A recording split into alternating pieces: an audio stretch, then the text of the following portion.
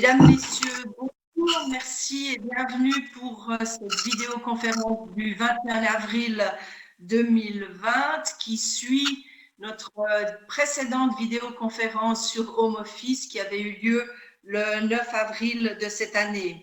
Lors du précédent rendez-vous, nous avions voulu débattre des aspects techniques et de la mise en place du Home Office et aujourd'hui, nous aimerions voir finalement les enjeux de sécurité, les aspects psychologiques du confinement. Pour cela, 4 orateurs qui s'adresseront à vous dans les minutes qui suivent et qui seront, je dirais, présentés par M. Marc Benninger, qui est rédacteur en chef de HR Today Magazine, qui est journaliste depuis 15 ans dans le canton de Fribourg et qui anime régulièrement des débats et des conférences publiques.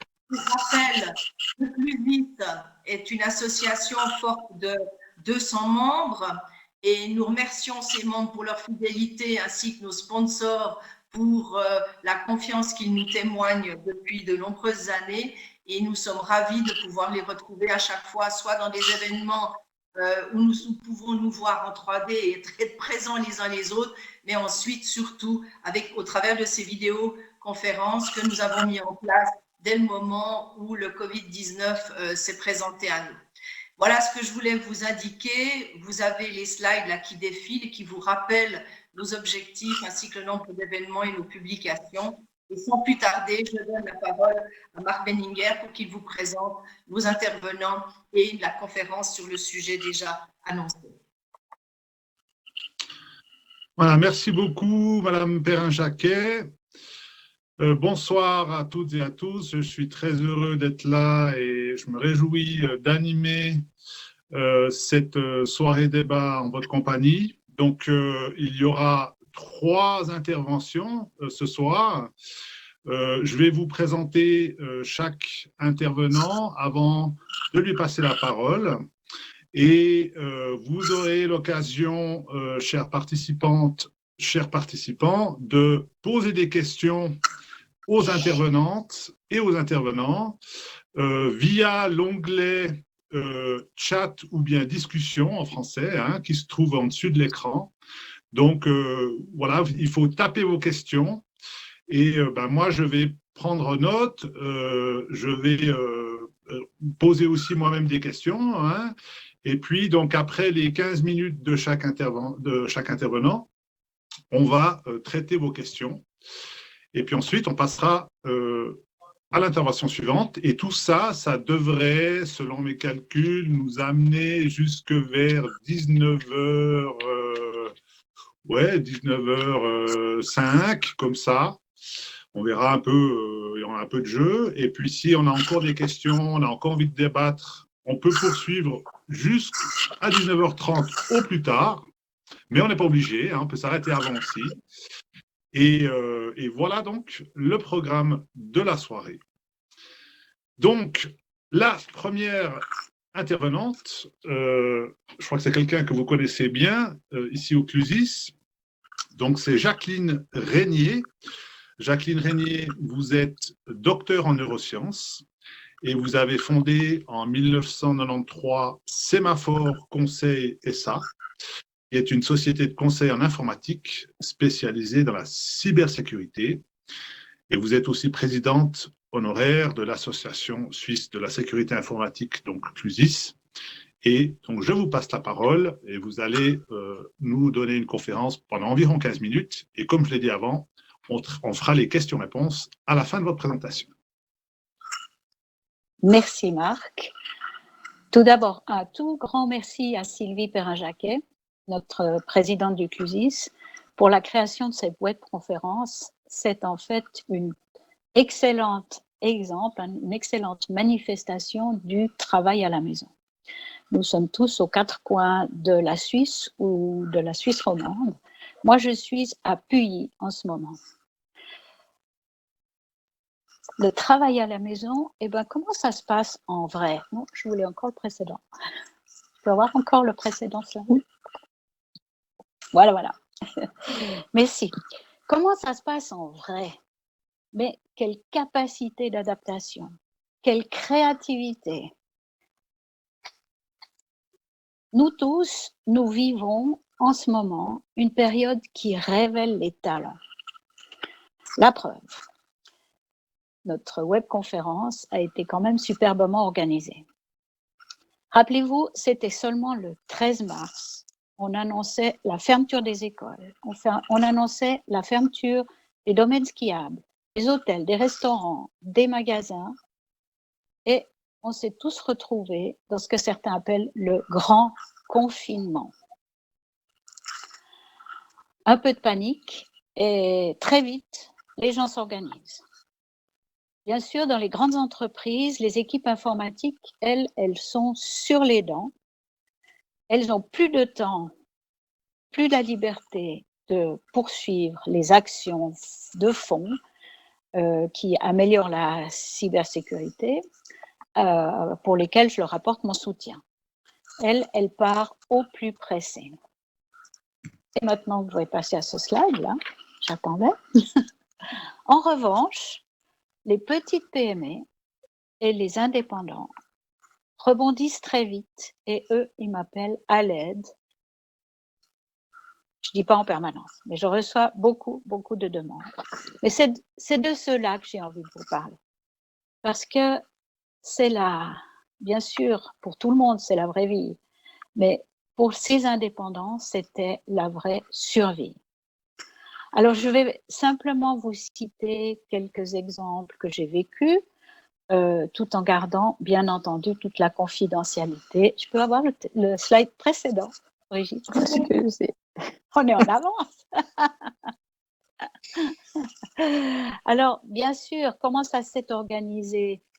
Vous imaginez les indépendants, les gens qui font de la formation, ils sont seuls avec leur téléphone, leur ordinateur et de multiples clients qui, eux, ont exactement chacun un autre ordinateur, un autre système. Il y a ceux qui sont habitués à Skype, il y a ceux qui découvrent Zoom, il y a ceux qui veulent WhatsApp. Et le petit indépendant, le petit professeur de musique ou le petit coach, petit sans que ce soit un jugement de valeur, hein, c'est juste une taille d'entreprise, il jongle de tous les côtés et il se retrouve à ce moment-là finalement dans la peau d'un administrateur système, d'un responsable informatique, alors que son métier c'est tout autre chose. Ce qui fait que les cours de musique se donnent sur WhatsApp. Moi, j'ai assisté à des cours d'initiation musicale sur WhatsApp avec des tout petits. C'était très mignon. Les parents ont adoré parce que pendant le confinement, c'était très agréable d'avoir une activité extérieure, entre guillemets, pour l'enfant qu'on ne pouvait plus tenir à la maison. D'autres se sont organisés avec des cours à plusieurs musiciens, que ce soit sur guitare, que ce soit des chœurs, que ce soit des musiques plus modernes, qui se sont organisés, beaucoup avec Skype, parce que les gens utilisent Skype depuis longtemps, et d'autres outils qui sont venus ensuite.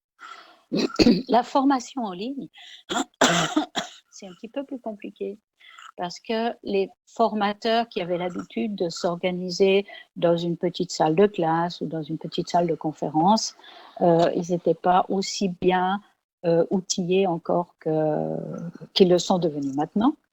Donc ceux-là, ils ont apprivoisé Zoom sur certains. Alors je ne fais pas de la pub pour Zoom, hein, mais j'en reparle tout à l'heure. Et d'autres outils. Moi, j'en ai toute une collection maintenant sur mon ordinateur parce que je dois m'adresser à chacun avec un système différent. Pour ce qui est du coaching en ligne, c'est poser la question particulière de la protection des données, un tout petit peu. Donc là, effectivement, on a fait attention de mettre en place et de faire un choix qui soit plus européen, tout en sachant que, bon, pour finir, on n'arriverait peut-être pas à avoir tous les principes de protection des données déjà mis en place, mais qu'on allait s'améliorer. Et puis maintenant, j'ai envie de parler de l'école à la maison. Parce que l'école à la maison, vous savez, moi un certain nombre de petits-enfants, ils ont tous un autre système. Alors, j'ai constaté, ils sont tous sur le même canton. J'ai constaté que même sur le même canton, le canton de Vaud, on a des systèmes différents. On a ceux qui peuvent suivre des cours pendant plusieurs sessions de webconférences, et puis qui se trouvent que ça se passe très bien. Et puis, il y en a d'autres qui ont juste reçu par mail les fiches à imprimer sur l'imprimante de la famille. Et juste ma réflexion personnelle, c'est de dire que les enfants, ils étaient beaucoup plus près, beaucoup plus en avance sur l'intégration des outils parce que eux, ils ont l'habitude d'utiliser Instagram pour faire leur petite vidéo chaque jour et que les enseignants, ils avaient de la peine et n'étaient pas prêts à cette intégration. En revanche, peut-être que certaines écoles plus privilégiées avaient déjà mis en place depuis longtemps des outils de webconférence, d'école à la maison. Et chez eux, ça s'est passé d'une manière plus fluide parce que là, on avait déjà anticipé, déjà préparé la possibilité de travailler à distance. Et pendant ce temps, vous voyez peut-être sur le slide l'esquisse de la planche de la BD de la cybersécurité que j'ai préparée dans le contexte du travail à la maison. Voilà, Brigitte, tu veux bien la slide suivante. Voilà. Merci beaucoup.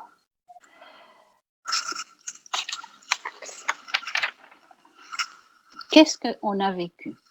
Alors là, c'est bien en résumé finalement ce qu'on avait appris à utiliser en privé pour des communications privées, pour communiquer avec les gens qui sont à l'étranger, avec les enfants ou avec les parents qui sont à l'étranger par exemple, a servi de base au travail à la maison.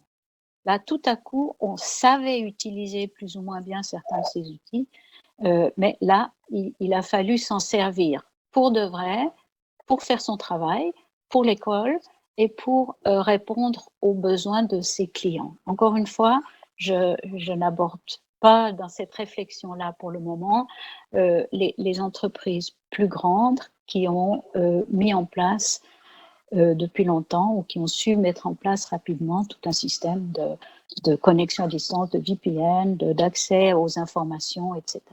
Moi, je suis plutôt dans cette dimension unitaire où on a des indépendants, des gens qui donnent des cours, des gens qui servent leurs clients à distance. Donc, on savait déjà un petit peu s'en servir et là, on a sauté le pas pour utiliser professionnellement ces outils. Et puis, la débrouille, ça a bien marché parce que pour finir, on a réussi à y arriver avec un petit peu d'aide des fois. Maintenant, le revers de la médaille, c'est que la cybersécurité, tout reste à faire. On a ouvert le plus possible pour que ça marche et on n'a peut-être pas fait attention à choisir ou à fermer les portes. Et puis, la protection des données, on n'a pas eu le temps d'y penser. Et pendant ce temps, avec Isabelle Dubois, d'Adoc Résolution, que vous connaissez bien aussi, nous avons mis la touche finale à l'édition du Cap sur la conformité avec un nouveau chapitre qui parle de la loi sur la protection des données en Suisse et sa révision.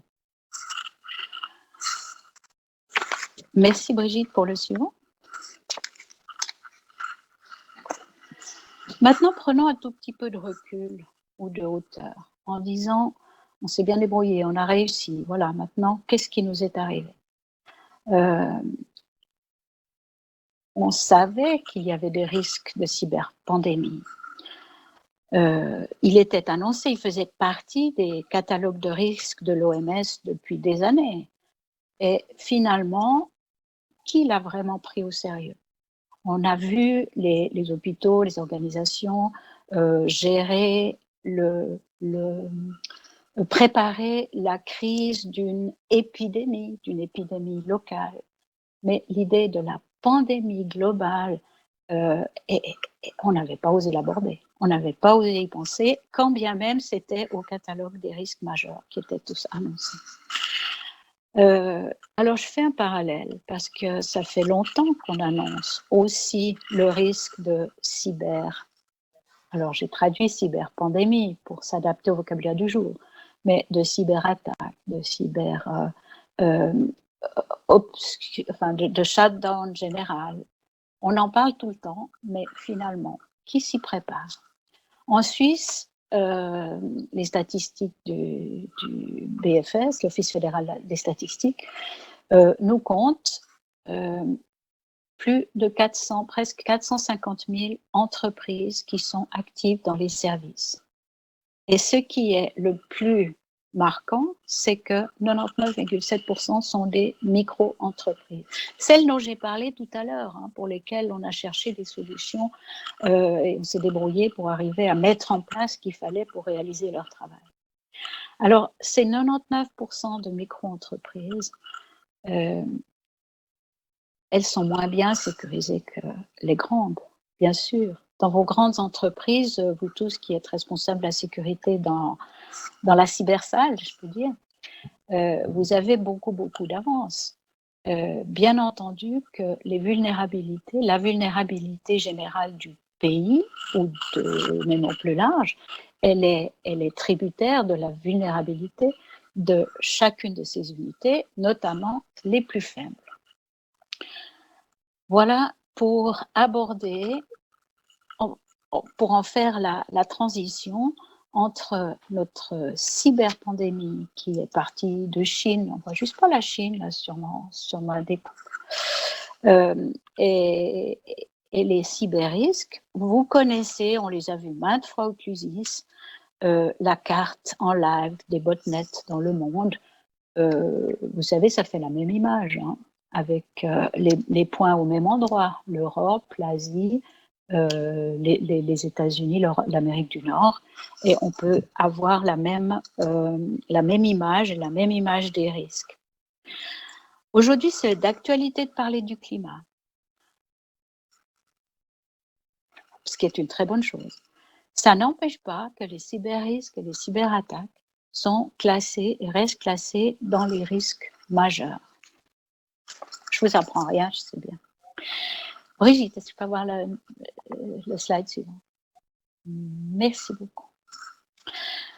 Quelles sont les leçons que nous avons retenues de la crise Covid-19? Les hôpitaux et tous les soignants ont fait un travail immense, remarquable.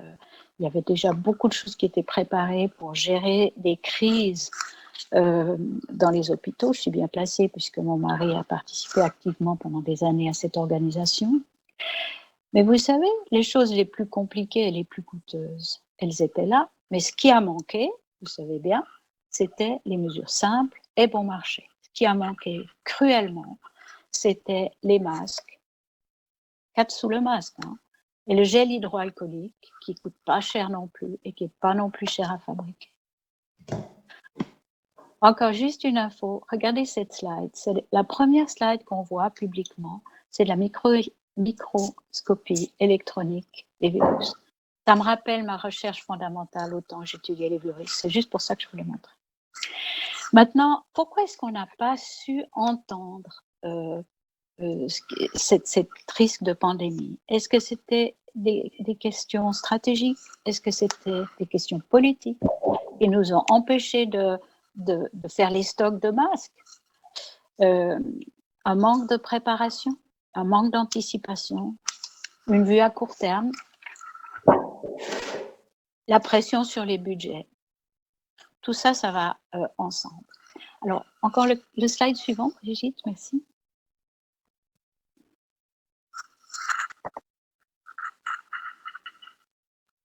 Voilà. La leçon à en tirer, c'est qu'on doit continuer à se préparer à une cybercrise et retenir également les mesures simples et peu coûteuses. Je pense que vous vous rappelez, ou certains d'entre vous se rappellent qu'il y a quelques années, on avait organisé un vrai scénario, un vrai jeu de crise. Vous en retrouvez l'image ici. Donc, des mesures simples et peu coûteuses. Alors, sur le slide suivant, s'il vous plaît, Brigitte. Merci. Sur le slide suivant, j'ai mis, mais il est temps de prendre la dimension d'un éveil à la sécurité de l'information. La première chose, c'est mieux apprendre à utiliser les outils. Tous les outils qu'on utilise, on essaie juste de faire que ça marche, mais en fait, on les possède pas suffisamment bien pour savoir gérer les préférences de sécurité, pour savoir gérer les mesures de protection des données. Donc ça fait partie de la première étape. Intégrer la compréhension des contrôles d'accès, ça veut dire que les mots de passe, la gestion des accès, c'est du chinois. Qui c'est qui a vraiment compris? Ce n'est pas des outils supplémentaires avec l'empreinte digitale qui va améliorer la compréhension des utilisateurs. Ils ne savent pas s'ils doivent mettre leur mot de passe parce que c'est le mot de passe du système d'exploitation, parce que c'est le mot de passe de l'application, parce que c'est le mot de passe de la messagerie. Donc ça, c'est formation, formation, formation. Allez-y, vous avez du travail pour permettre à chacun de comprendre ces différents niveaux. Et puis, le sujet de la protection des données, évidemment, c'est à ne pas oublier. Ce n'est pas parce qu'on en a beaucoup parlé il y a 2 ans que le sujet est terminé aujourd'hui. Les mesures de base, les mises à jour, les sauvegardes, les mots de passe, un comportement responsable, c'est des choses qui sont toujours à remettre en place. Et tant qu'on ne l'aura pas fait, on sera toujours dans un risque très, très élevé. Et pendant ce temps, les rouges-queues ont fait leur nid dans le petit nichoir que j'ai fixé sur l'avant-toit de la maison. Prochain slide, Brigitte. Merci. C'est la conclusion. Eh bien, en conclusion, à l'avenir, il faut savoir gérer la cybercrise. Il faudra savoir mieux communiquer.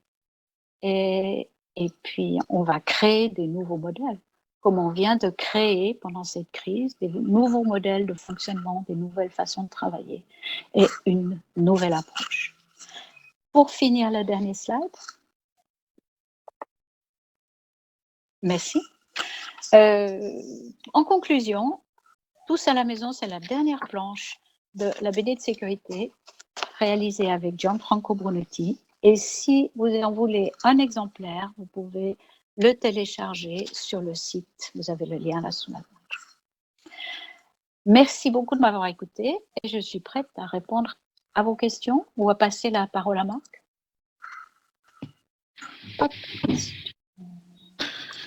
Merci beaucoup, Jacqueline Régnier. Merci beaucoup pour cet exposé. Je crois qu'il n'y a pas de questions sur la discussion, mais moi j'en ai noté quelques-unes en vous écoutant.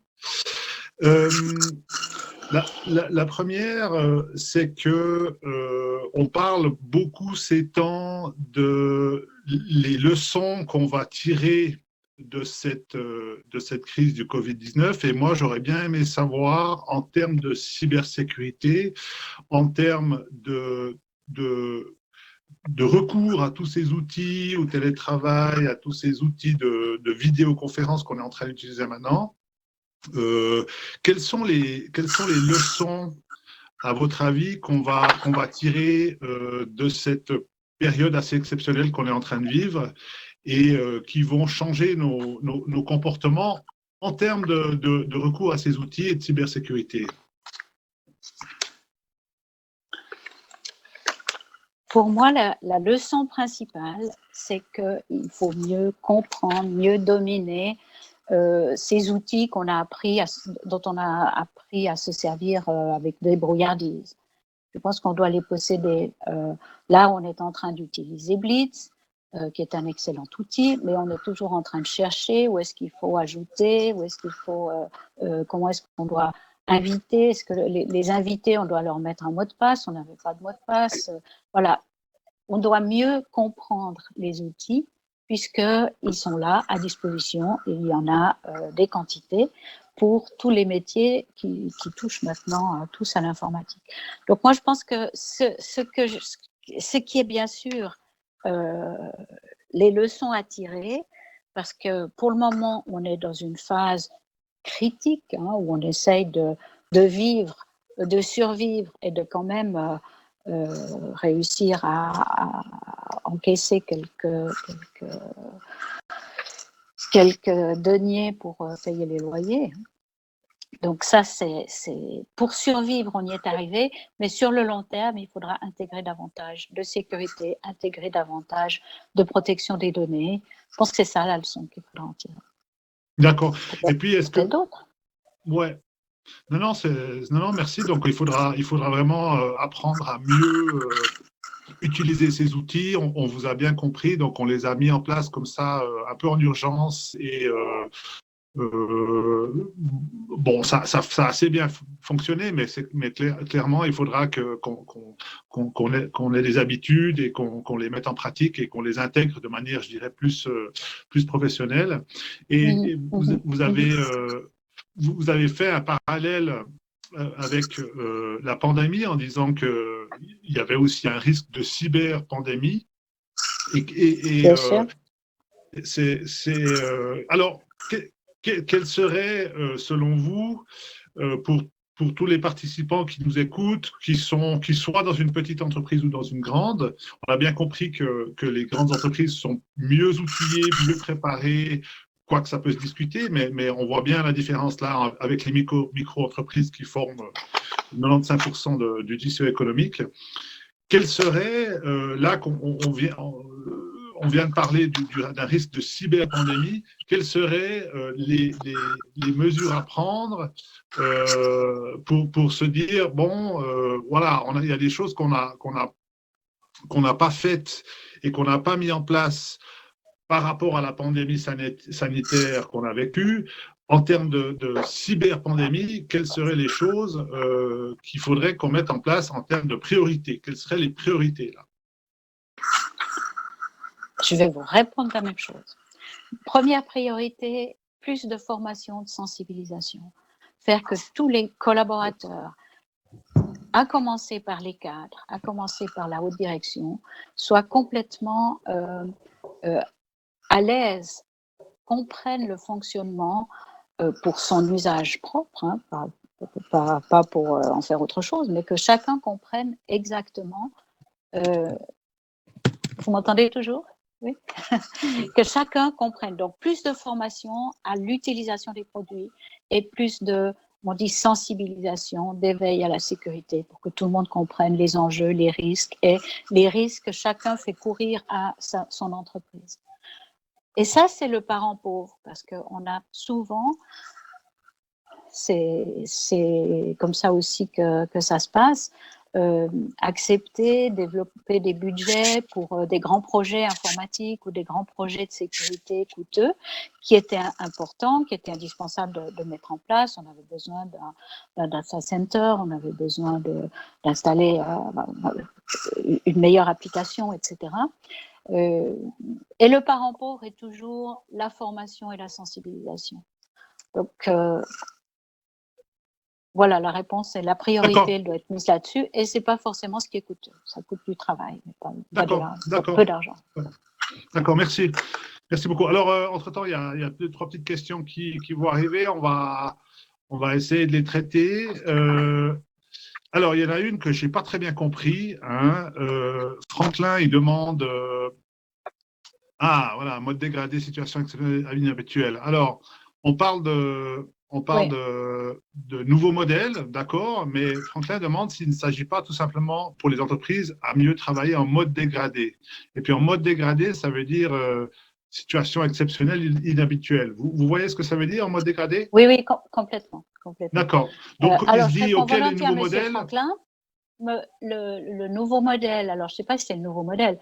Pour moi, si je comprends bien votre question, c'est que le mode dégradé, c'est justement quand on n'est pas dans la situation habituelle où toute l'entreprise fonctionne à merveille avec les outils d'habitude, qu'on a d'habitude, mais plutôt avec une partie seulement ou pas tout le monde. Enfin, voilà. Donc ça, c'est la situation exceptionnelle qu'on connaît bien aussi dans les plans de continuité, dans les plans de reprise. Et ça, c'est une situation exceptionnelle. inhabituelle dans laquelle il y a effectivement plus de risques et qu'on doit aussi gérer plus de risques. Maintenant, c'est pas tout à fait la même chose, je ne sais pas si c'est ce que vous vouliez dire, que de trouver, d'imaginer des nouvelles solutions. Moi, je pense qu'on est en train de découvrir un nouveau mode de travailler. Il y aura peut-être des personnes qui disent, mais après tout, mon travail, je peux continuer à le faire à la maison, les lundis, vendredis, mercredi, vendredi, et puis je viendrai au bureau seulement mardi et jeudi. Donc ça, c'est peut-être une façon qui va, et en même temps, servir l'écologie, parce qu'on se déplacera un petit peu moins. D'accord, ok. Il y a deux questions sur la protection des données. La première, ça concerne, est-ce que vous avez un exemple, une anecdote d'un cas où ça a été mal géré, hein, où la protection des données a été mal gérée et puis ça s'est mal terminé, si j'ai bien compris. Et puis, deuxième question liée à la protection des données, on va peut-être déjà vous laisser répondre à ça. Est-ce que vous avez un exemple réel où une mauvaise gestion de la protection des données s'est mal terminée? J'ai seulement eu peur. Je n'ai jamais eu d'exemple qui s'est terminé dramatiquement. D'accord, parfait. Bon, voilà.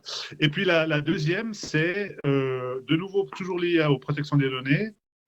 Est-ce que ce ne serait pas une des stratégies d'identifier les informations essentielles à protéger avant de mettre en place tout un système, un dispositif assez complexe de protection des données? D'abord, cibler quelles sont les informations essentielles, et puis après, comme dit Dominique, apprécier les impacts. Voilà.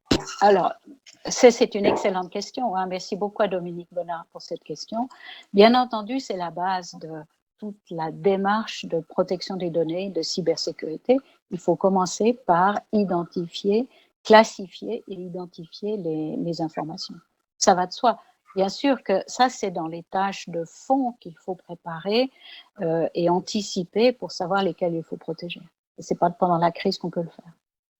Mais vous avez tout à fait raison. D'accord. Bon, merci beaucoup. Merci beaucoup pour cette présentation. Madame Régnier, merci beaucoup pour vos questions. Et on va passer à la deuxième séquence. Donc, j'invite Pascal Mera. Voilà. Bonjour Pascal.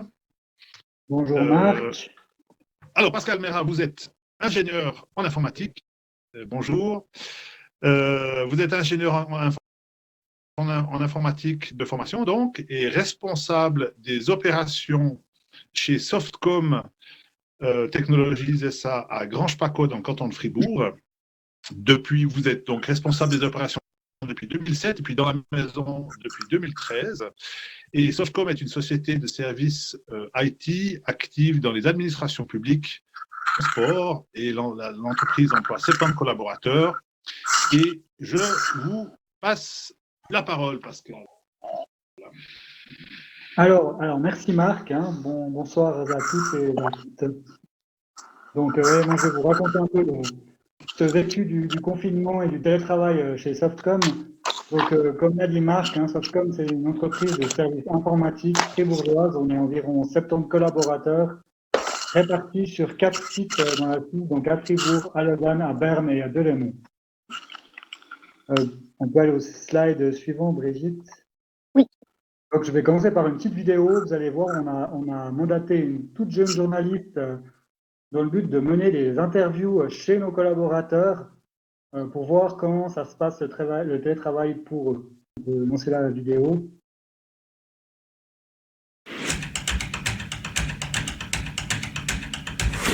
Salut, moi c'est Solène, je suis une écolière confinée et curieuse. Du coup, je me posais la question comment se passe le travail chez les adultes et le confinement. Je suis allée mener l'enquête chez Softcom. Salut, tu vas bien? Ça va et toi? Ouais. Du coup, est-ce que tu as pris des mauvaises habitudes en travaillant à la maison? Non, je pense pas que j'ai pris des mauvaises habitudes. Après, c'est plus difficile de lâcher le travail par moment. Donc, ça veut dire que même peut-être en déjeunant, en dînant ou en soupant, ben, on a plus facilement peut-être le téléphone sous la main et puis on répond encore au contact. Et puis, c'est plus difficile de faire la part entre le privé et le travail, peut-être. Ouais. Et j'ai entendu dire que tu as une grande piscine, un gros jardin et un barbecue. C'est pas trop distrayant ou tentant de s'évader en Non, faisant ça? j'ai le bureau qui est au fond du corridor, donc j'ai pas depuis les deux fenêtres, j'ai pas la vue sur la piscine ni sur le jardin, donc ça aide. Ouais. Donc il paraît aussi que tu es un bon vivant. Donc tu sors pas dans ton jardin pour boire des bières en même temps que tu fais des calls avec tes collègues. Non,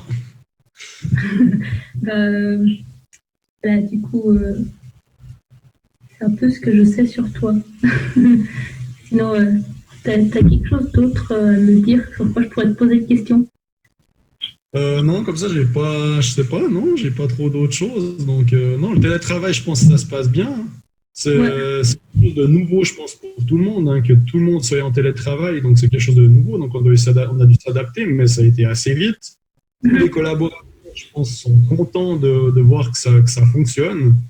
Donc, je pense aussi la direction, elle aussi est contente de voir que ça peut fonctionner. Et puis, ben, je pense que ça peut être quand même l'avenir dans certains métiers ou bien dans certaines situations où travailler à la maison, finalement, ça peut être un avantage. Mhm. Et ça manque pas trop de voir les collègues. Oui, alors moi, ça me manque, oui. Non, moi, j'aime bien voir les collègues, j'aime bien prendre la pause avec eux, j'aime bien faire une partie de ping-pong dans le jardin à Grand Ouais. Flaco. Oui, ça me manque un peu de voir les collègues. Ok. Bah, merci d'avoir répondu à mes quelques questions. Mais de rien.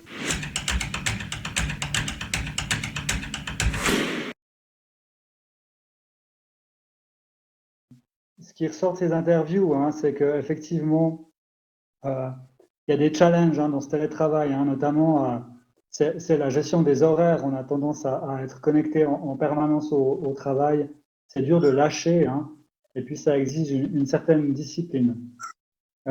Pour la majorité des gens, ça se passe très bien. Ils voient plus d'avantages que d'inconvénients, notamment au niveau du contact avec la famille, les enfants, des transports aussi. Chez nous, il y en a qui mettent plus d'une heure pour venir au travail. Donc, ils ont plus cette heure de trajet à faire.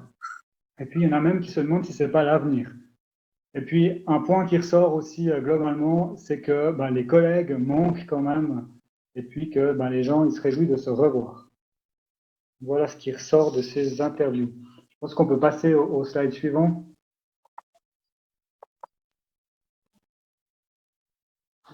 Donc voilà, donc retour à l'annonce du Conseil fédéral le 13 mars. Donc ils ont annoncé à ce moment-là que les écoles étaient fermées, qui recommandait à tout le monde de travailler depuis la maison si c'était possible. Donc c'est clair que cette annonce a été un bouleversement pour toute la population. Donc certains de nos collaborateurs ont été choqués, on a eu passablement de questions. Et puis voilà, on a réfléchi et le 18 mars, on a pris la décision de demander à tous nos collaborateurs de travailler depuis la maison, sans exception. Et puis, l'idée, c'était vraiment de préserver déjà les familles, de préserver la santé de nos familles et de permettre aussi un maximum de flexibilité autour de ces écoles fermées qui impliquaient effectivement la garde des enfants. Donc, ce qui est impressionnant, c'est que dans les 24 heures qui suivaient l'email que vous voyez à l'écran du 18 mars, 70% de nos collaborateurs travaillaient depuis la maison, et ça sans problème. Le 30% des collaborateurs restants, c'est des gens qui travaillaient chez nos clients et donc qui étaient liés à l'environnement de nos clients. Donc pour ceux-ci, il a fallu quelques jours de discussion avec nos clients, mais après une semaine, tout le monde, 100% de l'effectif Softcom travaillait depuis la maison. Donc nous, on a été très impressionnés par cette réactivité. Les locaux se sont retrouvés vides en quelques jours, sans personne, et puis il n'y a eu aucune interruption de travail. Donc c'était impressionnant. Je pense qu'on peut passer au slide suivant, Brigitte. Donc évidemment, le métier de l'IT, vous allez tous penser que c'est un métier, effectivement, c'est facile de faire du télétravail, c'est déjà quelque chose qui est fait depuis longtemps, et c'est clair que ça joue un rôle. C'est beaucoup plus facile que dans certains autres secteurs. Mais j'aimerais quand même revenir sur deux facteurs clés, à mon avis, qui nous ont permis en fait de s'adapter aussi rapidement à cet environnement de télétravail. Et puis, pour moi, ces deux facteurs clés, c'est les outils, qui sont des outils collaboratifs, et puis l'organisation agile. Donc nous, effectivement, lié à notre distribution multi-sites, nous avions déjà mis des outils collaboratifs en place dans le cloud, sécurisés et testés. Et puis, on avait quasiment éliminé tout ce qui était infrastructure locale, qui était donc accessible uniquement via un VPN. C'est-à-dire qu'aujourd'hui, le VPN, on l'utilise presque plus du tout. Et puis, 100% de nos outils se trouvent dans le cloud. Pour ce qui est de l'agilité, on a des clients qui exigeaient de nous déjà une certaine agilité. Effectivement, on travaille dans un contexte qui est très volatile. Et puis, donc, nos équipes étaient déjà organisées de manière agile, c'est-à-dire qu'elles étaient prêtes à affronter des changements ultra rapidement et en permanence. Et je pense que c'est ces deux facteurs-là qui nous ont permis d'être efficaces en 24 heures. On va passer dans le détail ces deux facteurs. Est-ce qu'on peut passer au slide suivant ?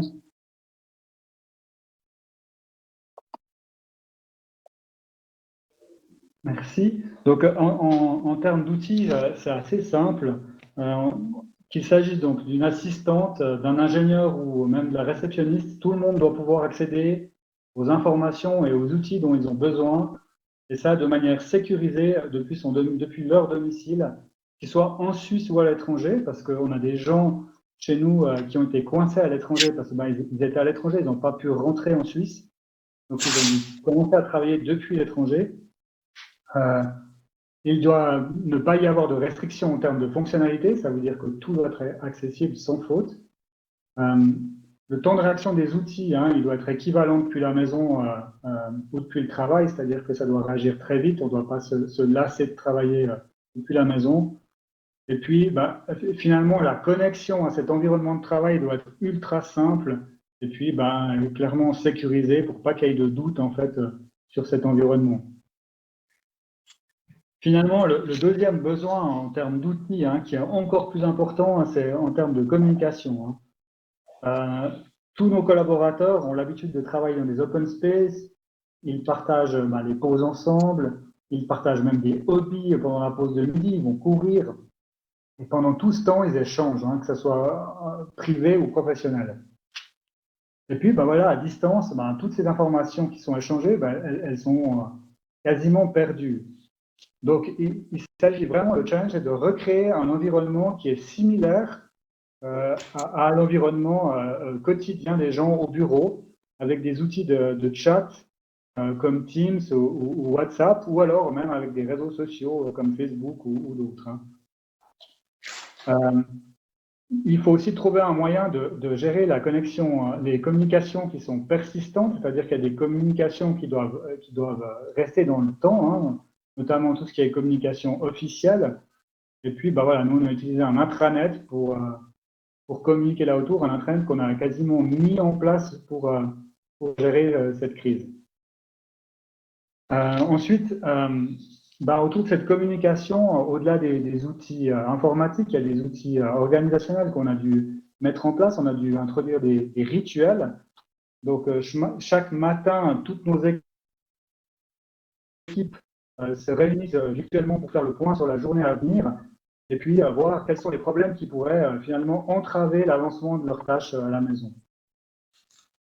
Après, il y a d'autres, en termes de communication, il y a ces interviews qu'on a menées auprès des collaborateurs. Ça permet aux gens finalement de se voir à distance, puis de rester un petit peu, de creuser dans leur vie privée, puis de voir comment ça se passe à la maison. Finalement, une fois par semaine, on a introduit une communication officielle de la direction qui rassure les gens sur la marche des affaires et qui définit quelles sont les prochaines étapes. Et puis, après, en ce qui concerne la synergie, on a aussi organisé des événements virtuels, comme par exemple une conférence avec Jean Troyer, avec la possibilité de lui poser des questions. On a la quasi-totalité de l'entreprise qui a participé à cet événement, par exemple. Donc voilà, l'enjeu pour moi, c'est vraiment de garder tous les canaux de communication possibles pour que tout le monde reste finalement à la même page. Alors, est-ce qu'on peut passer au slide suivant? Donc voilà, le deuxième facteur clé, hein, c'est cette agilité. Donc, comme je l'ai dit, là, on vit déjà dans un environnement qui nécessite cette agilité, donc c'est aussi un peu plus facile. Nos marchés demandent d'être agiles, mais aussi nos collaborateurs. Aujourd'hui, c'est difficile de recruter des collaborateurs dans notre domaine, et puis on doit trouver des moyens de les attirer, ces gens. Et ça demande à notre entreprise d'être agile pour nos clients et pour nos collaborateurs. Donc, pour une des manières d'être agile, un moyen d'arriver à être agile, c'est de déléguer une certaine autonomie à toutes ces équipes et de leur permettre finalement de se gérer elles-mêmes en prenant les décisions elles-mêmes. Donc nous, on est organisé en micro-teams, on a plein de petites teams qui répondent à un besoin précis et qui s'autogèrent toutes seules.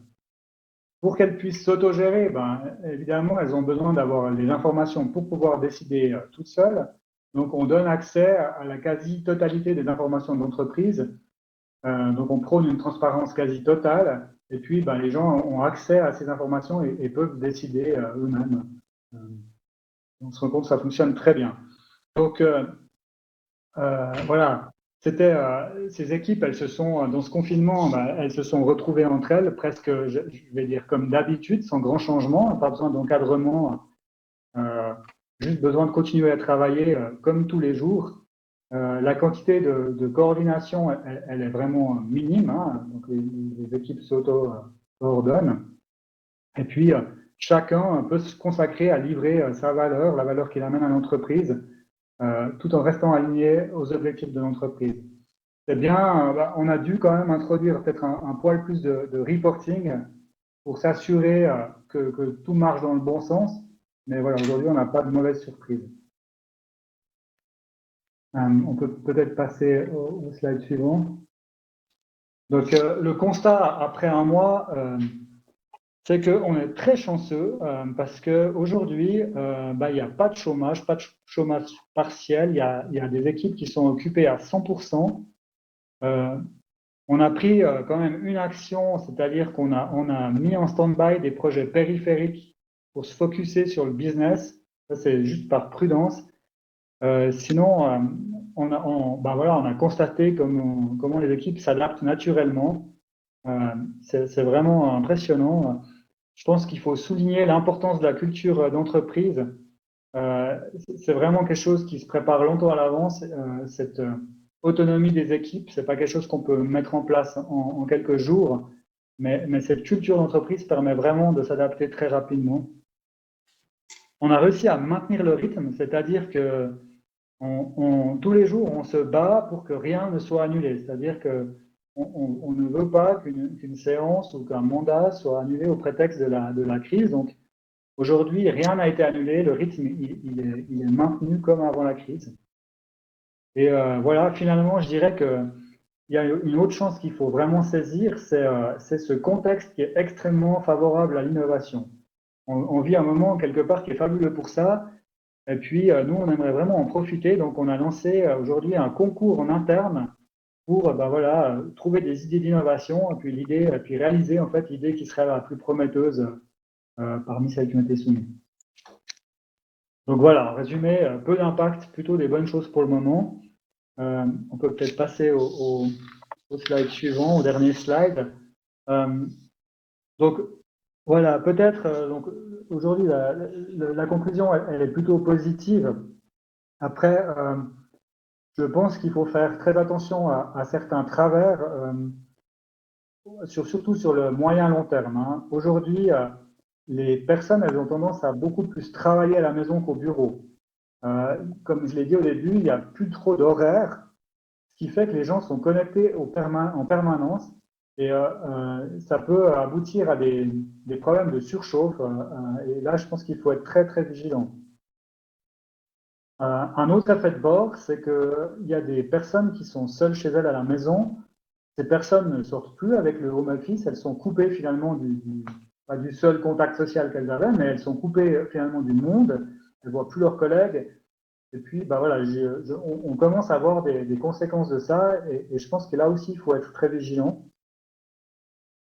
Finalement, ce qu'on se rend compte aussi, c'est que cette autonomie que je prône, elle fonctionne très bien avec certains rôles, et puis peut-être moins bien avec quelques rôles. Et il faut quand même, il y a dans l'entreprise, il y a certains rôles qu'il faut quand même encadrer peut-être un peu plus que d'autres. Donc là aussi, il ne faut pas perdre le fil là-dessus. Et puis, finalement, cette culture d'entreprise qui est tellement clé dans ce moment-là, malgré tous les efforts qu'on peut mener, elle peut quand même se dégrader dans le temps. Hein. Donc, je pense que c'est super important et fondamental d'accorder à cette culture d'entreprise une importance toute particulière en ce moment pour essayer de la maintenir le plus longtemps possible. Hein. Et puis, voilà peut-être un autre point, un dernier point, ce qu'on appelle la communication osmotique. Hein, donc, c'est ce qui se résume aux informations qu'on entend, mais qui ne nous sont pas destinées. C'est-à-dire, c'est typiquement ce qu'on voit dans un open space quand on entend une conversation qui ne nous est pas destinée. Aujourd'hui, il y a une quantité non négligeable d'informations qui circulent par cette communication osmotique. Et puis, voilà, avec le télétravail, elle est très fortement réduite, voire inexistante. Et donc, il y a un risque vraiment de désalignement entre les personnes dans l'entreprise. Et puis, peut-être même qu'à moyen terme, il y a un risque de perte de productivité lié justement aux interactions qui sont plus instantanées quand on travaille dans un contexte justement d'open space où les choses découlent toutes seules. Donc voilà, pour conclure, je pense que aujourd'hui, ce qu'on peut voir chez nous, c'est que malgré notre recommandation de rester à la maison, on a certaines équipes qui naturellement, sur leur propre initiative, sont revenues au bureau, juste par des soucis de responsabilité, parce qu'elles s'inquiétaient de devenir un peu moins performantes, de perdre le focus. Voilà, on est très très fiers de ces équipes qui prennent vraiment les choses en main. Bien sûr qu'on met toute la gouvernance autour pour respecter les règles de sécurité nécessaires. Néanmoins, je pense que ça prouve un truc, c'est qu'effectivement, le télétravail, c'est peut-être l'avenir, mais indépendamment de cette crise, il faudra trouver le juste milieu entre télétravail et présence physique au bureau. Donc voilà ma conclusion. Donc merci à tous de m'avoir écouté. Et puis voilà, si vous avez des questions, j'y réponds volontiers.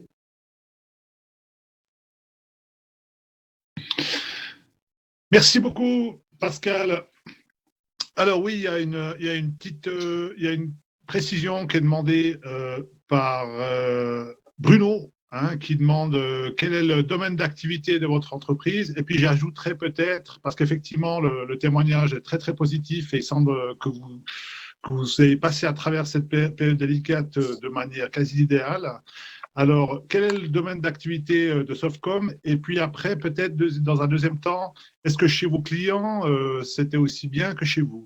Ouais, alors, donc le domaine d'activité, donc on réalise du software, donc on est une société de développement informatique. On a des gens qui travaillent dans nos bureaux, qui créent des programmes de nos bureaux, et puis on a aussi des gens qui créent des programmes chez nos clients. Donc voilà, ça c'est vraiment le domaine d'activité. Donc on a sur les 70 collaborateurs, on en a plus que 50 qui sont des développeurs, donc des ingénieurs en software. Finalement, chez nos clients, est-ce que c'était aussi idéal que ça?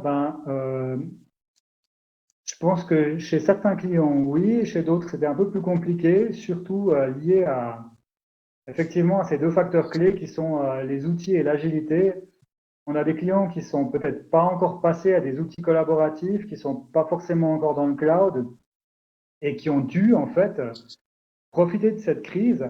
Donc là aussi, c'est très positif pour passer à des outils collaboratifs. On a l'exemple de plusieurs clients qui ont installé Microsoft Teams en quelques jours au début de la crise pour pouvoir collaborer. Et puis, finalement, ces mêmes clients, ils vont devoir développer naturellement une sorte d'agilité. Ça va se faire naturellement. Donc, je dirais que on a certains clients qui ont eu un peu plus de peine, mais ils ont pu profiter de cette crise pour justement passer à un mode plus collaboratif. Donc, je pense qu'il y a plein de bénéfices là autour. Ok, merci beaucoup Pascal. Donc, situation un peu plus nuancée chez vos clients, mais ça dépend justement de leur intégration des outils et de l'état d'avancement, je dirais, de leur culture d'entreprise plus ou moins agile. J'ai bien compris. Une autre question de Jacqueline. Est-ce que vous aviez déjà, avant cette crise, des développeurs qui travaillaient depuis la maison? Et puis après, moi, je compléterai. Donc, est-ce qu'il y avait déjà des collaborateurs qui travaillaient depuis la maison? Et puis la deuxième que moi j'ajoute, c'est est-ce que la direction de Softcom a aussi travaillé en télétravail, ou est-ce qu'il y a eu des comportements différenciés entre direction d'entreprise qui typiquement seraient plutôt restés au bureau, ou en tout cas auraient voulu...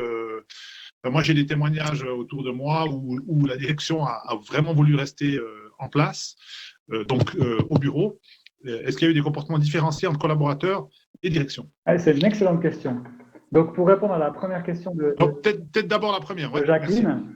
Donc oui, on autorise tous nos collaborateurs à travailler 1 jour par semaine à la maison. Donc, nos collaborateurs qui avaient déjà accès à un environnement qui leur permettait de travailler souvent à la maison 1 jour par semaine avant la crise, et puis nos collaborateurs qui n'avaient pas accès à ces environnements parce qu'ils travaillaient chez des clients qui n'étaient pas prêts, eh ben, eux, ils n'avaient pas la possibilité de travailler en télétravail. Donc, c'était un petit peu, je dirais, 50-50. D'accord, merci.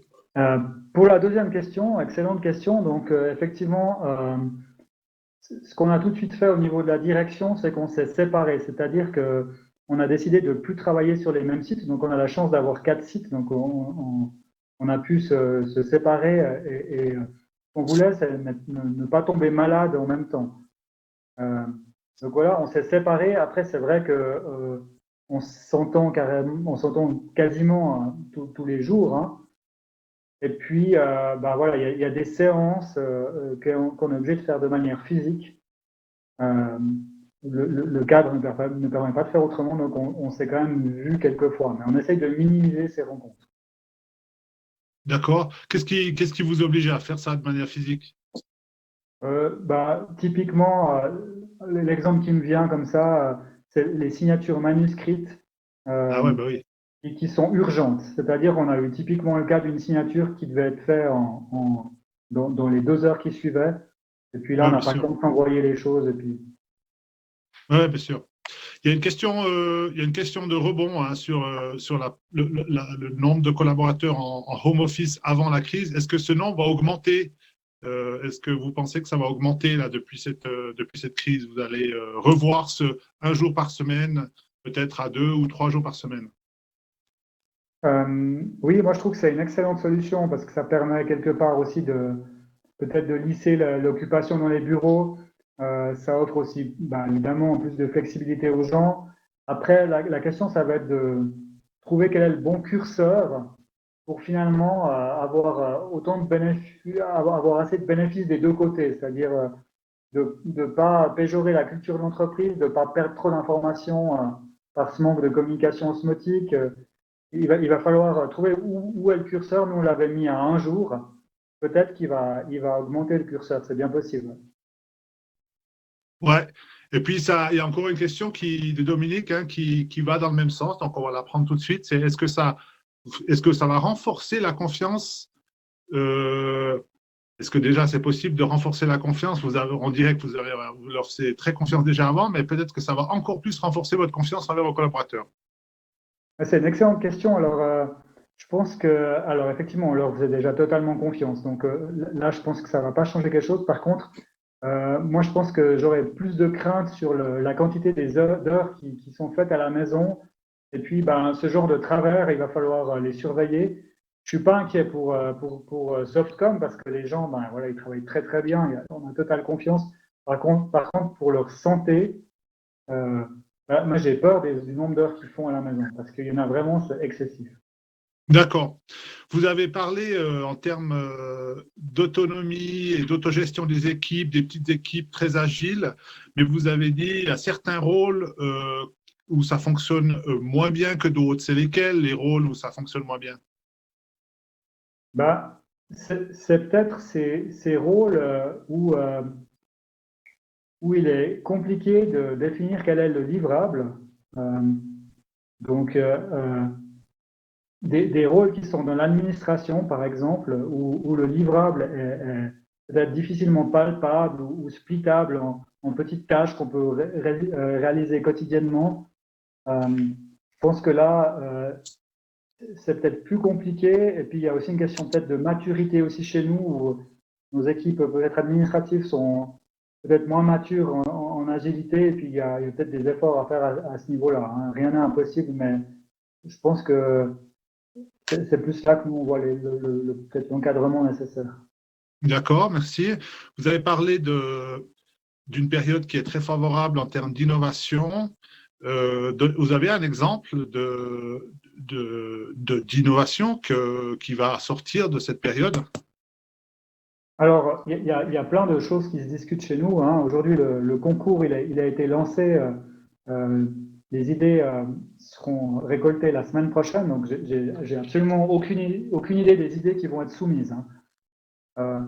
Par contre, on parle de définir de nouveaux produits chez Softcom, hein, donc pas des produits informatiques, mais peut-être des nouveaux services qu'on offrirait, comme s'orienter un peu dans ce qui est la formation en ligne. Donc il y a des idées comme ça qui émergent. On se rend compte aussi que ces outils de communication, que ce soit Teams ou autres, aujourd'hui ils fonctionnent très bien pour mener une réunion comme on fait aujourd'hui. Après, il y a toujours ce problème de communication osmotique. Donc il y a des gens chez nous qui parlent de créer, ils aimeraient avoir un produit où on peut tous dialoguer ensemble et puis on aurait une sorte de bruit de fond. C'est comme si on se trouve dans un apéro et puis qu'on discute face à face avec quelqu'un, mais on entend ce qui se passe à côté. Et puis là, il y aurait un potentiel de peut-être créer un outil là autour. Donc voilà, c'est deux exemples comme ça qui me viennent en tête, mais voilà, j'espère qu'on aura plein d'autres idées la semaine prochaine. Ok, super. Alors moi, j'ai une dernière question. Enfin, j'en ai plusieurs, mais j'en prends juste une là. Donc, vous avez parlé de la culture d'entreprise, qui est quelque chose de très important et qui a été mise en place depuis un moment chez Softcom. Et ce qui semblerait, en vous écoutant, a été une des clés de votre réussite là, du passage de la crise. Donc, je suis sûr que ça fait des envieux. Puis on se dit, bah tiens, mais moi, j'aimerais aussi avoir une culture d'entreprise agile comme chez Softcom. Donc, la question, c'est combien de temps ça prend pour mettre en place une culture agile? Ça, c'est une excellente question qui est piège. Je ne suis pas sûr de pouvoir y répondre. Je vais dire que ça dépend des gens qu'on engage et des gens qu'on a chez nous, parce que quelque part, un enfant, il naît agile, hein. Si on empêche un enfant de tomber, il ne va pas apprendre à marcher. Donc, un enfant, il est agile à la naissance, puis c'est finalement notre éducation plus tard qui casse cette agilité-là. Donc, rééduquer quelqu'un, ça peut prendre beaucoup de temps, voire ne pas être possible. Donc, ça dépend des gens qu'on engage et puis aussi du nombre d'effectifs du personnel. Une grande entreprise, c'est des travaux gigantesques, hein, de rendre une grande entreprise agile. Donc, je proposerais de splitter l'entreprise en sous-entreprises pour que ce soit faisable. Après, sur une entreprise de la taille de Softcom, d'une 70aine de personnes, je pense qu'en une année, on peut déjà avoir une grosse différence. Ok. Merci beaucoup. Merci aussi. Merci Pascal. On va passer donc à la troisième séquence de cette conférence débat et je vous présente, voilà, bonjour, Solène Perrin-Jacquet. Bonsoir, ouais. Donc vous êtes économiste d'entreprise et après une carrière dans le secteur bancaire une dizaine d'années, vous avez créé en 2018 vous avez créé la société Potentiel, qui est active dans le coaching de vie et le coaching d'entreprise. Et vous êtes également, vous êtes également maître praticienne en PNL, hein, en programmation neurolinguistique. Et je vous passe la parole pour votre intervention. Bonsoir à toutes et tous. Merci au CLUSIS pour son invitation de ce soir. Je suis très contente d'être parmi vous et de pouvoir vous faire cette présentation donc en lien avec avec le home office et puis la partie plus humaine, si je puis dire, de ce que nous vivons actuellement. Donc, volontiers la slide suivante. Il y a un élément qui me paraissait important à souligner aujourd'hui, quelque chose dont on parle très très peu. Tout un chacun a eu un avant il y a 5 semaines, donc le 13 mars, quand il y a eu l'annonce du Conseil fédéral. Il y a eu un avant, donc chacun était à son poste de travail avant. Donc, un environnement de travail avec des collègues, avec un supérieur hiérarchique, avec peut-être aussi éventuellement d'autres personnes, d'autres services,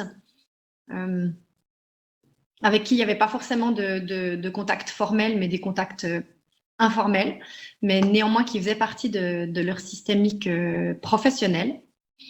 Et donc, du jour au lendemain, il y a eu cet après, avec cette photo un peu caricaturale et peut-être finalement pas si caricaturale que ça au vu du quotidien que chacun vit depuis 5 semaines.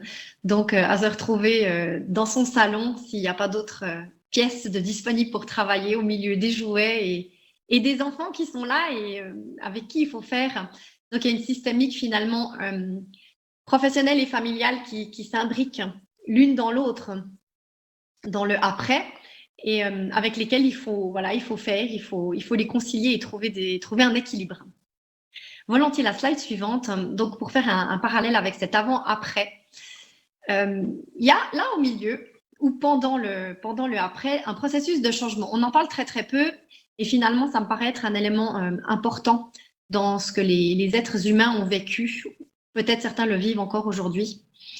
Donc, je vais vous les décrire brièvement, ces étapes. Donc, la première étape, c'est le choc. Peut-être juste avant de démarrer sur les étapes. Ce processus de changement, c'est quelque chose que chacun vit. On le vit par contre tous à notre manière. On le vit dans un délai différent, dans une intensité différente. On peut le sentir ou ne pas le sentir. C'est très personnel. C'est un processus qui est vraiment très personnel à vivre, mais chaque être humain le vit. C'est un processus en principe qu'on connaît plus sous la forme du processus de deuil. Par contre, les étapes sont exactement les mêmes. Donc, la première, c'est le choc, c'est l'annonce. OK, on reste chez soi, on travaille depuis chez soi, on fait du télétravail. La deuxième, c'est le déni. Quoique là, pour cette situation-là, c'était plutôt compliqué d'être dans le déni, parce que disons que la réalité des choses a été suffisamment violente pour qu'on doive en tenir compte. Par contre, cette période de déni a pu se manifester par être vraiment totalement dans l'action et pas du tout en contact avec ses émotions. Donc oui, c'est bon, je vais gérer, je vais y arriver, on va mettre les choses en place qu'il faut, c'est de la nouveauté, ça va être intéressant, de la curiosité, etc., etc. Cette deuxième phase, elle est suivie de frustration. Et ces frustrations, elles peuvent se manifester sous la forme de « je n'ai plus de moment pour moi, je n'ai plus l'équilibre que j'avais avant ». J'ai peut-être des besoins qui ne sont plus comblés. Il y a plein de doutes à ce moment-là qui arrivent avec de l'incertitude, une période vraiment très, très floue, une période de doute, de questionnement. Et avec cette frustration peut venir cette colère de ne plus avoir ce qu'on avait, d'avoir peut-être un sentiment de manque de liberté ou de limites qui sont différentes par rapport au quotidien qu'on avait précédemment. Suivi cette phase de la phase de dépression. Cette phase de dépression, elle peut s'accompagner de tristesse, de se sentir vraiment pas bien. C'est des émotions qui sont pas du tout agréables. Néanmoins, elles sont importantes à vivre. C'est important de les accueillir, de pleurer s'il y a besoin de pleurer. Plus vous accueillerez ces émotions, plus vite elles repartiront et plus vite vous arriverez à passer à autre chose. Donc, c'est important de leur laisser de la place. Et ce qui est important lors de cette 4e étape de dépression, elle est normale. C'est ça qu'il faut se dire. Il faut les accueillir. Elle est normale, cette période. Elle le sera moins si elle dure. Mais vous pouvez vous sentir mal 1, 2, 3 jours. Être triste, pleurer. C'est normal, c'est humain. Ça fait partie du processus. Voilà. Après, justement, ce qui est important, c'est de se sentir un peu remonté. Donc, via le moment de l'expérience, on retombe un peu sur terre. On prend conscience de la réalité des choses. Se dire, OK, en fait, on y est, on le vit comme ça, c'est réel et il faut en faire quelque chose. Donc, on suit avec l'étape 6 qui est la décision. Donc, de voir le côté positif des choses, d'essayer de tirer quelque chose d'évolutif, des expériences, d'en prendre parti pour soi-même, voir les opportunités. Ça, c'est vraiment la partie de la décision. Et finalement, la partie de l'acceptation. Donc là, on va mettre dans le concret, dans la matière, on va mettre des choses en place pour que les choses se passent bien. Il faut savoir que pour faire un lien avec ce qui a été dit précédemment, ce processus de changement, il y a un fort sentiment d'insécurité, vraiment, qui est lié à tout ça, parce que justement, on a un environnement avant, on a un environnement après, et on perd toute cette sécurité, toutes ces habitudes qu'on avait. Donc, c'est important de la retrouver, cette sécurité, par justement la courbe qui remonte à la fin. Volontiers la slide suivante. Donc, passons maintenant à un autre volet qui sont les avantages du home office, que ce soit pour les employés ou les employeurs.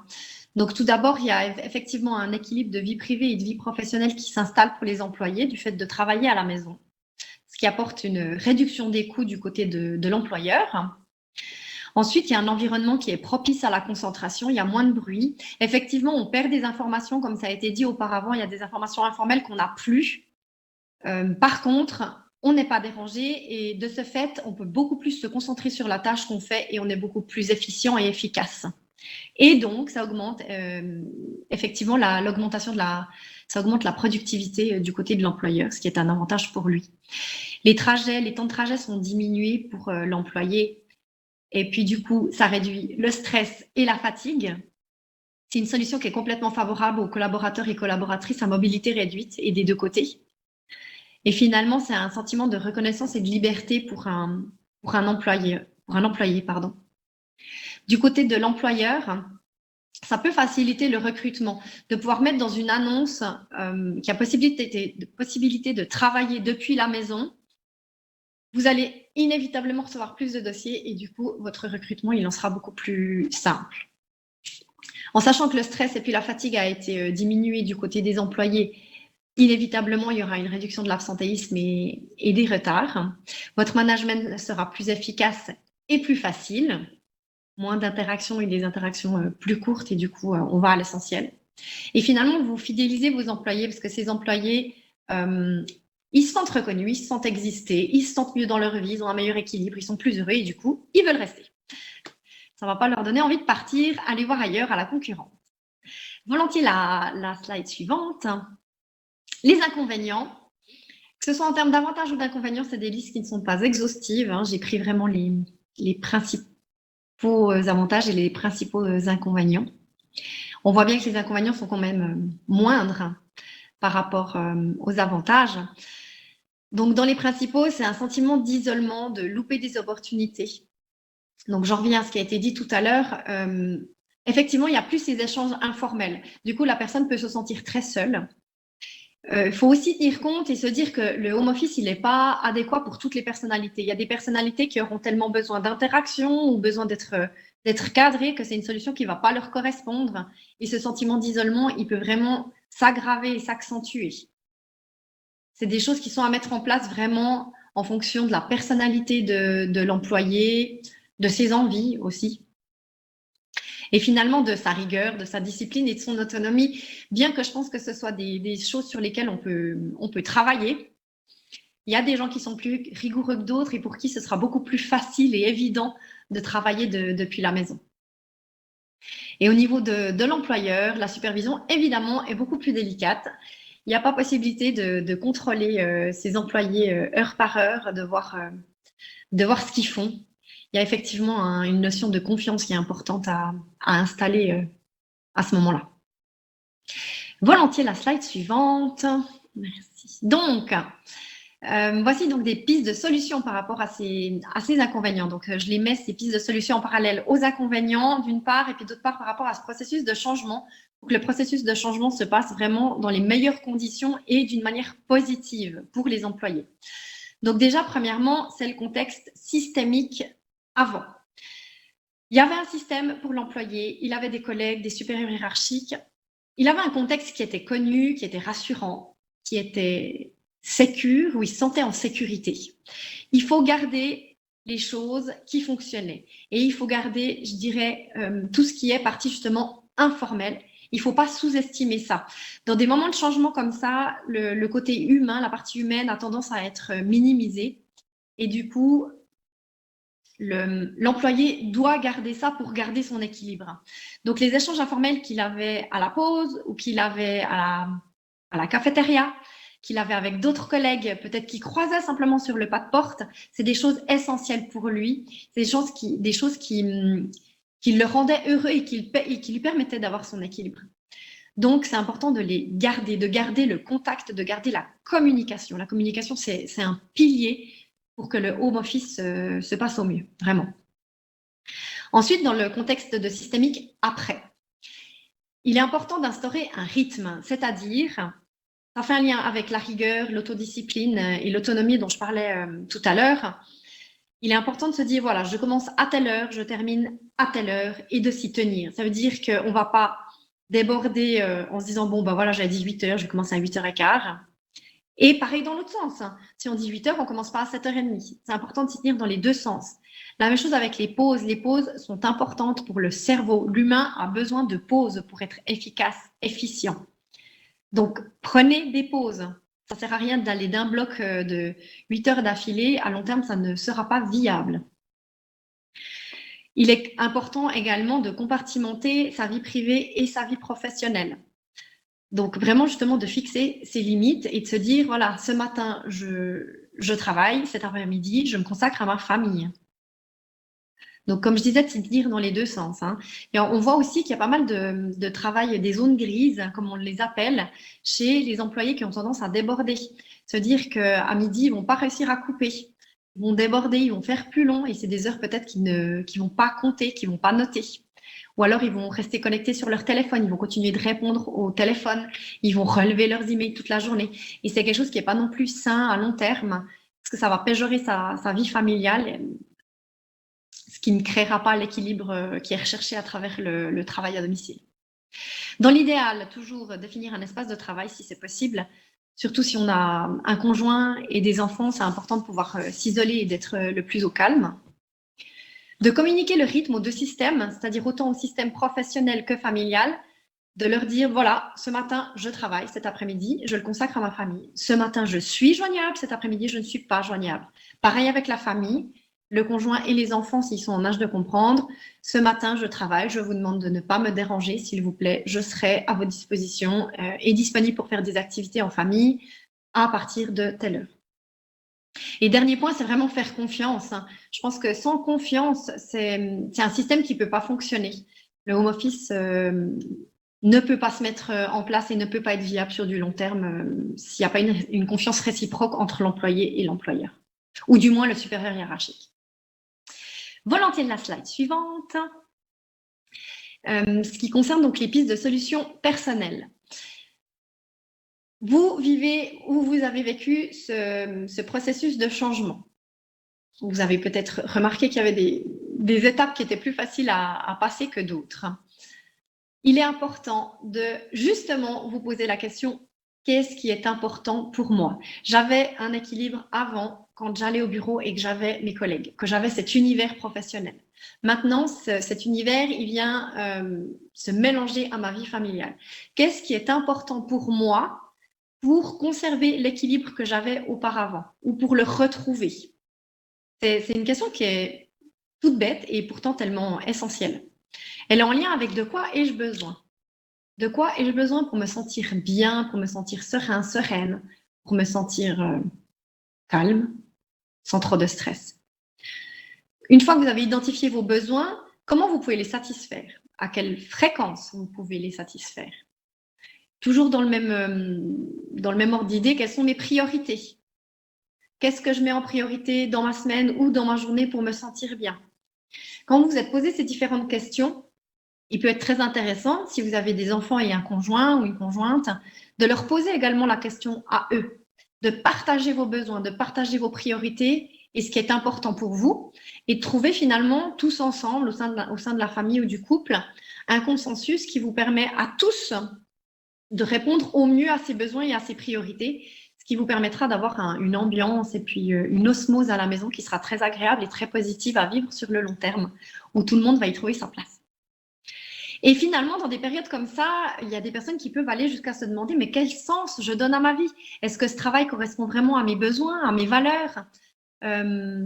Est-ce que je suis heureux comme ça? Est-ce que je suis heureuse? Cette manière de vivre me rend-elle heureuse? Volontiers la slide suivante. Voilà, donc en conclusion, je pense que c'est une solution qui est amenée à se répandre. C'est une solution du futur qui a des avantages pour toutes les parties, des inconvénients, il y en a aussi. C'est important de pouvoir effectivement, comme je l'ai dit précédemment, de concilier ces solutions avec la personnalité elle-même, voir si l'employé, c'est quelque chose qui peut lui convenir, qui peut l'intéresser ou pas, que ce soit à 100% ou à un pourcentage partiel sur la semaine. Donc, il y a un équilibre effectivement à trouver. Et c'est une solution gagnante qui est basée sur des valeurs communes. Pour moi, ces valeurs, c'est le respect. Donc, respecter l'employé, respecter l'employeur. Il faut pouvoir se faire confiance, comme je l'ai dit précédemment. Il y a ce sentiment de liberté qui est important pour l'employé, surtout se sentir libre, ne pas avoir quelqu'un qui le contrôle, sinon on va perdre tous les bénéfices du home office. Je l'ai dit aussi tout à l'heure, je ne l'ai pas noté là, mais c'est vrai que la communication est essentielle. Et c'est aussi une valeur. Donc, communiquer, communiquer, communiquer pour que la partie humaine ne disparaisse pas au milieu de la technologie. Et finalement, l'authenticité, qui pour moi sous-entend, si chacun est authentique dans ses besoins, dans ses limites, c'est-à-dire que si un employé peut aller vers son supérieur et lui dire que ça ne lui convient pas ou qu'il y a des choses qu'il a besoin de réajuster dans sa manière de travailler depuis la maison, et dans l'autre sens aussi, que l'employeur lui dise que là, il y a des choses qui pour moi sont pas OK, j'ai besoin d'en discuter avec toi, j'ai des doutes peut-être sur certaines choses. Et l'employé, de son côté, de dire effectivement, j'arrive pas à avoir la rigueur nécessaire. Qu'est-ce qu'on peut mettre en place? Qu'est-ce qu'on peut faire? Si on arrive à communiquer sur ces limites-là, je pense que c'est vraiment des solutions qui sont vraiment très, très bénéfiques pour chacun et chacune. Voilà. Je vous remercie de m'avoir écouté et je suis à disposition pour les questions. Merci beaucoup, Solène Perrin-Jacquet. C'était très bien, bravo, merci beaucoup. Alors, il y a une petite question, je crois qu'il y a apparu là, entre-temps. Il y a deux petites questions. Ouais, bravo, ouais, effectivement, bravo, très bien.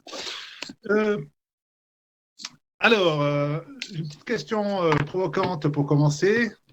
J'ai participé à une conférence True Geneva la semaine passée, c'est un truc de RH, hein, où un des enseignements que j'ai retiré de cette conférence, c'est qu'il disait, on a remarqué que dans plusieurs entreprises, ils ont mis en place un processus de recrutement entièrement digitalisé, alors qu'en quelques jours, alors qu'avant, il fallait faire un projet pilote, il fallait faire un processus de gestion du changement, justement, et puis qu'il fallait tester les outils. Tout ça, ça prenait longtemps. Et finalement, on apprend dans cette crise que les choses se mettent en place parce qu'il y a nécessité et il y a urgence.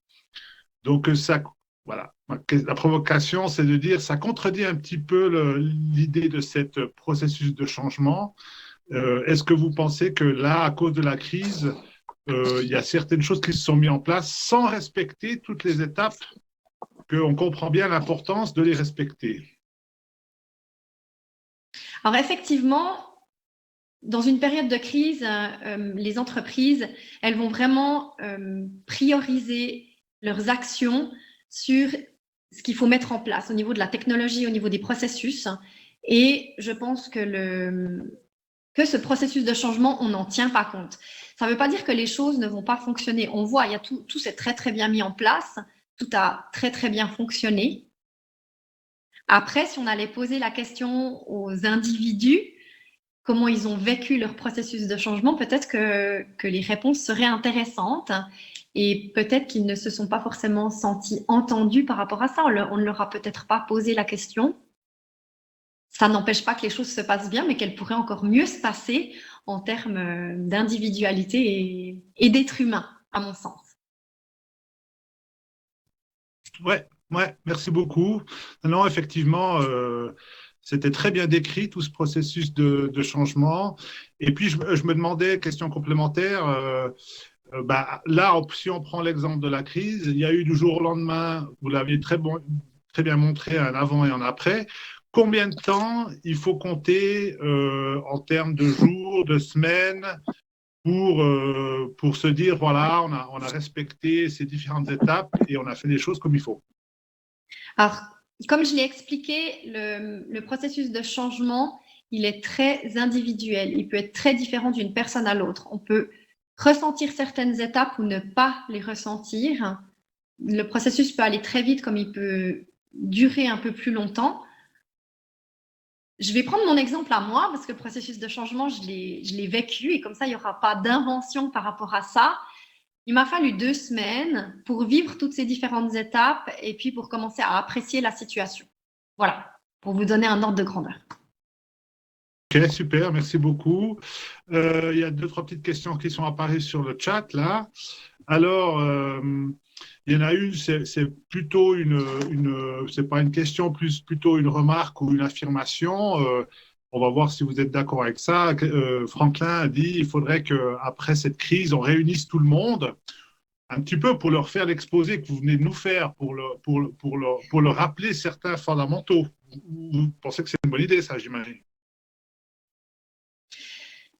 Je pense que les entreprises ont tout à gagner à donner plus de priorité à cet aspect humain.